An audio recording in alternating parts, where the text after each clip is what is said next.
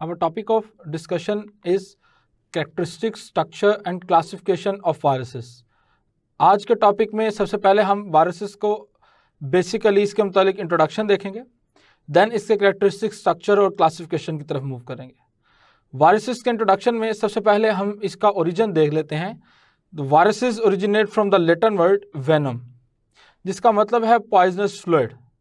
चूँकि virus most of the time अपने host में डिजीज़ काज कर रहे होते हैं, इसलिए इसको पॉइजनस फ्लूइड का नाम देते हैं। देन इसको डिफ़ाइन करते हैं कि how can we define the virus. किसी प्रोसेस को डिफ़ाइन करना तो बासानी हम कर सकते हैं, इतनी मुश्किल नहीं होगी उसमें। लेकिन जब हमने किसी ऑर्गेनिज़म या किसी चीज़ को डिफ़ाइन करना हो तो हम उसको उसके कैरेक्टरिस्टिक्स की बेस पे डिफ़ाइन करते हैं। सो हम यहाँ पर जो वायरसेस की डेफिनेशन कर रहे हैं वो कैरेक्टरिस्टिक्स की बेस पे कर रहे हैं, और वो तमाम करैक्टर जो भी हम पढ़ेंगे वो करैक्टर जिस चीज़ में पाए जाएंगे उसे वायरस कहेंगे। For example, number 1, viruses are non cellular infectious entities. What do you meant by non-cellular? Viruses do not have any cellular component. ना तो इनके पास न्यूक्लियस है, ना ही कोई ऑर्गेनेलीज मौजूद है, इसलिए इनको हम नॉन सेलुलर इन्फेक्शियस एंटिटीज कहते हैं, और ना ही ये अपनी मेटाबॉलिज्म कर सकते हैं।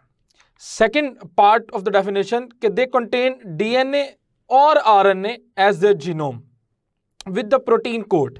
यानी केमिकली अगर देखा जाए तो ये दो चीज़ों से मिलकर बने हो सकते हैं। इनकी कोर डीएनए या आरएनए, डीएनए और आरएनए में से किसी एक चीज़ पर कंसिस्ट करेगी, और इसका कोड जो है वो प्रोटीन से मिलकर बना होगा। तो केमिकली हम कह सकते हैं कि वायरसेस आर न्यूक्लियोप्रोटीन। वायरसेस जो है वो न्यूक्लियोप्रोटीन है। Then reproduce only in the living host. ये अपने लिविंग होस्ट के सेल के अंदर रिप्रोड्यूस कर सकते हैं। उसकी रीज़न क्या है कि इनके पास अपनी बायोसिंथेटिक मशीनरी मौजूद नहीं होती। They use the biosynthetic machinery of the host.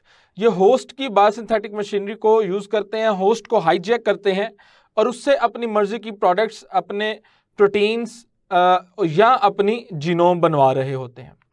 Then हम डिस्कस करते हैं माइक्रोबायोलॉजी की एक सब ब्रांच वायरोलॉजी की। वायरोलॉजी हम कह रहे होते हैं the branch of biology which deal with the structure of viruses, its mode of transmission from one organism to another organism, as well as about their life cycle. The branch of biology which deal with the study of viruses, their structure, its transmission and life cycle is called as virology. इसे हम virology का नाम देते हैं। Characteristics में सबसे पहले हम viruses के size के मुतालिक बात करते हैं। Viruses are called as ultra microscopic agent. And why they are called as ultra microscopic agent, क्योंकि इनका साइज बहुत छोटा है। इनको इलेक्ट्रॉन माइक्रोस्कोप की मदद से देखा जा सकता है और इनका साइज नैनोमीटर में मेजर किया जाता है। आम तौर पे अगर इसके साइज की बात की जाए तो ये 10⁻⁻9 ऑफ 1 मीटर होता है, यानी नैनोमीटर।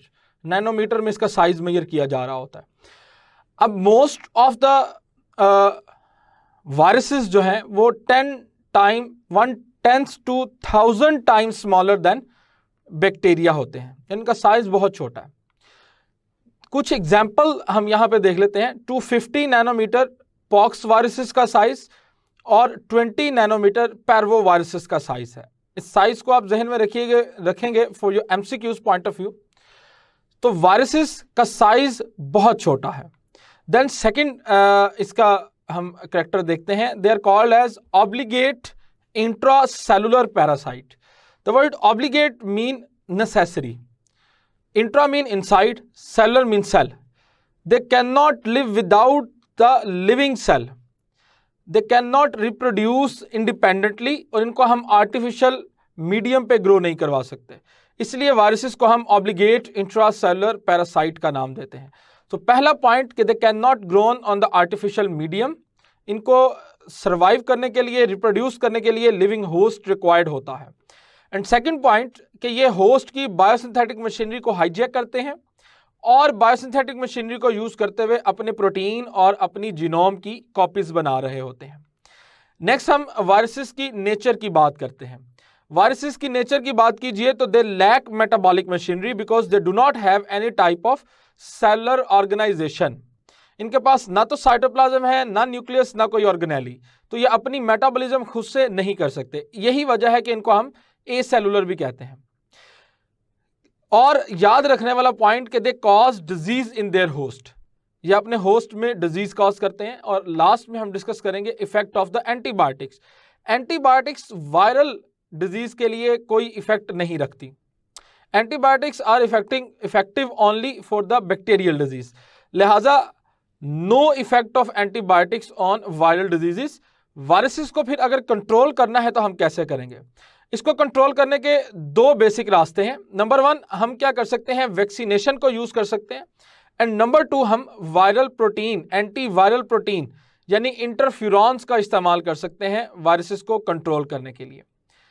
देन हम मूव कर रहे हैं towards the structure of viruses. Structure of viruses की बात कीजिए तो वायरॉन को डिफाइन करेंगे हम सबसे पहले। वायरॉन हम कह रहे होते हैं कंप्लीट मैच्योर इन्फेक्शियस वायरस को। कंप्लीट मैच्योर इन्फेक्शियस वायरस, और एक कंप्लीट मैच्योर इन्फेक्शियस वायरस की बात कीजिए तो इसके दो बेसिक कंपोनेंट होते हैं। वो दो कंपोनेंट्स कौन से हैं? इसकी जीनोम और इसका कैप्सिड। इसकी जीनोम कंसिस्ट कर रही होती है डीएनए या आरएनए पे, और इसका कैप्सिड जो है वो प्रोटीन से मिलकर बना हुआ होता है। इसके कैप्सिड के मुतालिक आपने एक बात जहन में रखनी है कि ये कैप्सिड ही वायरस को शेप दे रहा होता है। नेक्स्ट एक बड़ा खास पॉइंट हम डिस्कस करेंगे यहाँ पर, वायरॉन, वायरॉइड्स और प्रायॉन्स का कंपैरिजन, कि ये तीन चीजें क्या हैं। वायरॉन, अभी डेफिनेशन हम देख के आए रिसेंटली कि वायरॉन हम कह रहे होते हैं कंप्लीट इन्फेक्शियस वायरस को। तो वायरॉन को केमिकली अगर हम डिफाइन करें तो वायरॉन कंसिस्ट कर रहा होता है न्यूक्लिक एसिड यानी डीएनए और आरएनए प्लस प्रोटीन पर। जबकि वायरॉइड की बात कीजिए तो बेटे वायरॉइड हम कहते हैं सब वायरल स्ट्रक्चर, जो कि सिर्फ और सिर्फ कंसिस्ट कर रहा होता है आरएनए पे। तो वायरॉइड सिर्फ और सिर्फ आरएनए पे कंसिस्ट कर रहा होता है, इन्फेक्शियस आरएनए पार्टिकल को कहते हैं। ह्यूमन में ये हेपेटाइटिस डी कॉज करता है। और थर्ड वन, प्रायॉन्स। प्रायॉन्स हम कह रहे होते हैं इन्फेक्शियस प्रोटीन पार्टिकल्स को। इन्फेक्शियस प्रोटीन पार्टिकल, इन्हें हम प्रायॉन्स का नाम देते हैं। इसको भी सब वायरल प्रोटीन्स या सब वायरल स्ट्रक्चर्स का नाम दे सकते हैं हम। अब ये जो प्रायॉन्स हैं ये मैड काउ इन्फेक्शन और mysterious brain infection in human cause करता है, यानी basically it is associated with the neuro degenerative disorders. Prions की बात कीजिए तो प्रायॉन्स हमारी बॉडी में दो तरीके से बन सकता है। या तो ये हमारी बॉडी में एक्वायर्ड हो, यानी फॉरेन किसी पार्टिकल की फॉर्म में हमारी बॉडी में आ रहा हो। नंबर 2, ये हमारी बॉडी में मेंडेरियन हेरिडेटरी के थ्रू, यानी हमारी बॉडी में ऑटोसोमल डोमिनेंट जीन जो हमारे स्टेम सेल में पाया जाता है, स्टेम सेल डिफेक्टेड न्यूरॉन्स बनाते हैं, और वो डिफेक्टेड न्यूरॉन्स की वजह से सीएनएस इफेक्ट होता है। यानी हमारे जीन्स की खराबी एक ऐसा प्रोटीन बनाती है जो कि एबनॉर्मल है, और वो एबनॉर्मल प्रोटीन यानी प्रायॉन्स का क्या काम है कि वो हमारे बोन मैरो स्टेम सेल पे जाके इफेक्ट करता है।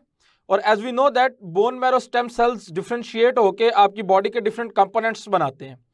वो बोन मैरो स्टेम सेल्स जिन्होंने डिफ्रेंशिएट होके न्यूरॉन्स बनानी है, प्रायॉन्स की वजह से वो इफेक्ट होंगे और माल फंक्शनिंग की वजह से एबनॉर्मल न्यूरॉन्स बनेंगी। उन एबनॉर्मल न्यूरॉन्स की वजह से हमारी बॉडी में सीएनएस इफेक्ट होगा। इसीलिए प्रायॉन्स न्यूरो डीजनरेटिव डिसऑर्डर्स यानी mysterious brain infection in man and mad cow infection cause करता है। तो याद रख लीजिए, वायरॉन हम कह रहे होते हैं न्यूक्लियोप्रोटीन पार्टिकल्स को, वायरॉइड हम कह रहे होते हैं आरएनए पार्टिकल्स को, और प्रायॉन्स हम कह रहे होते हैं प्रोटीन पार्टिकल्स को। और ये तीनों जो हैं वो इन्फेक्शन कॉज कर रहे होते हैं। देन रोल ऑफ कैप्सिड की बात कीजिए तो ये जो कैप्सिड है ये शेप प्रोवाइड करता है। It give a particular shape to the virion, virus को एक पर्टिकुलर शेप देता है। याद रख लीजिएगा कि ये जो कैप्सिड है केमिकली ये छोटे छोटे प्रोटीन्स के सब यूनिट से मिलकर बनता है, which are called as capsomeres, जिन्हें हम कैप्सोमियर्स का नाम देते हैं। और जो बड़ा खास पॉइंट कि number of capsomeres are specific in the specific strain of the virus. हर वायरस में नंबर ऑफ कैप्सोमियर्स बड़े यूनिक हैं। आपने वर्ड्स पर गौर किया, मैंने बोला strains of virus. Obviously viruses are not considered as the living, और इसके लिए स्पीशीज का वर्ड यूज करना मुनासिब नहीं है।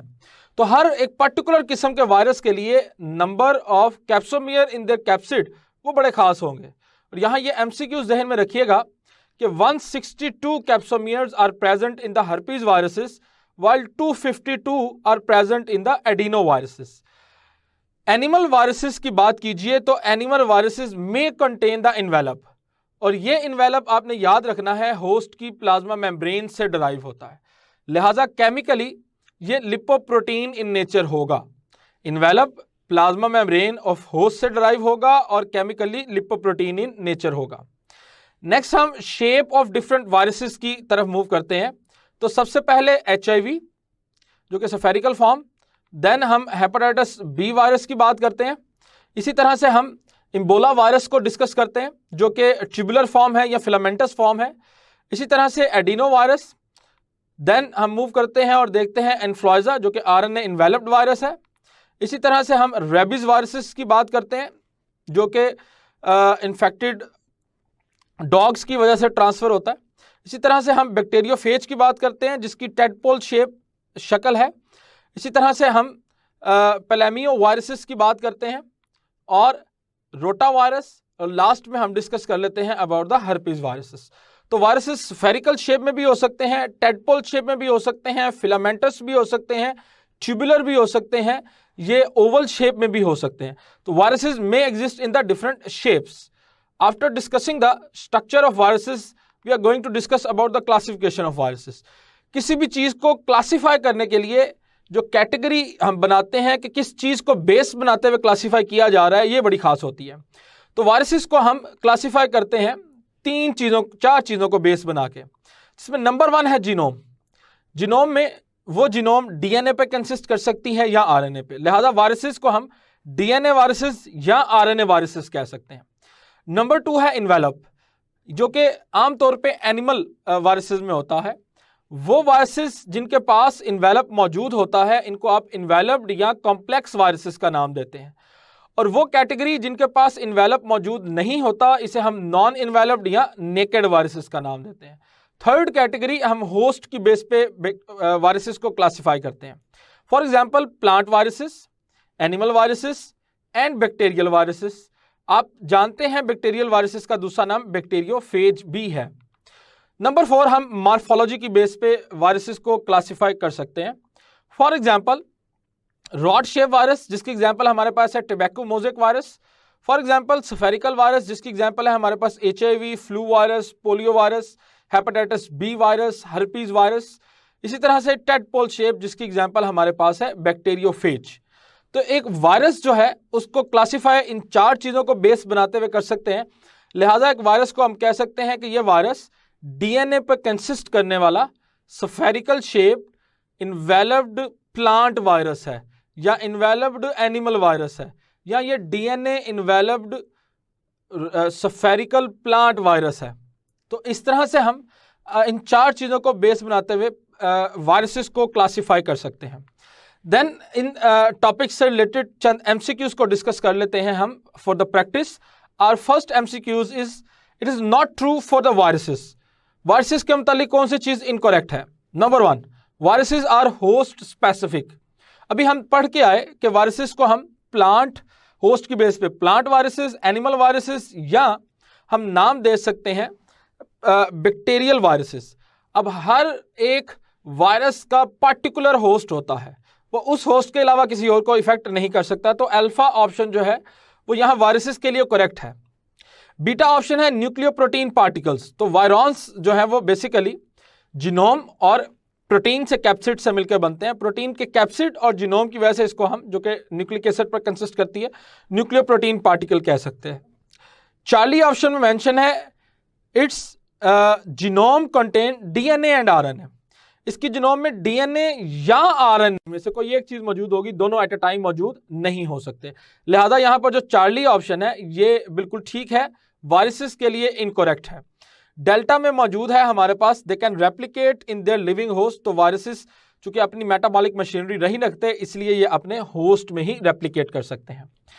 देन नेक्स्ट एमसीक्यूज की तरफ अगर हम मूव करें, so number of capsomeres in the capsid of adeno virus. Adeno virus में हम दो इंफॉर्मेशन पढ़ के आ चुके हैं, एक एडिनो वायरस और एक है हमारे पास हर्पीज वायरस। एडिनो वायरस में 252 जबकि हर्पीज वायरसेस में 162 अमाइनो एसिड पाए जाते हैं। तो लिहाजा राइट आंसर जो है वो है Charlie 252। Next MCQ, the sub viral agent contain the nucleic acid only. Virion हम कंप्लीट इन्फेक्शियस वायरस को कहते हैं जिसमें nucleic acid as well as protein पाया जा रहा होता है।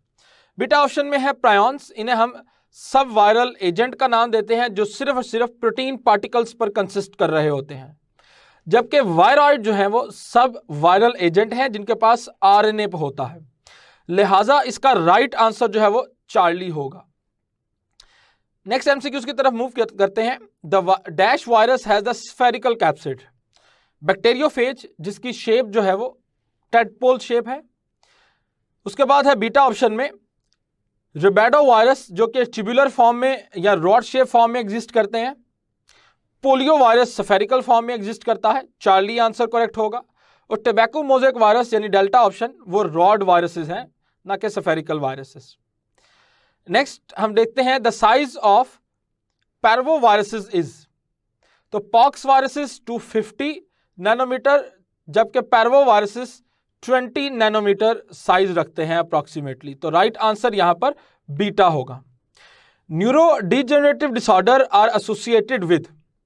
न्यूरो डिजेनरेटिव डिसऑर्डर हम पढ़ के आए, डिटेल में पढ़ के आए कि ये प्रायोन्स की वजह से होते हैं, बीटा आंसर करेक्ट होगा। वायरॉइड की वजह से हमारी बॉडी, ह्यूमन बॉडी में जस्ट एक ही डिजीज होती है जिसको याद रखेंगे आप हेपेटाइटिस डी के नाम से।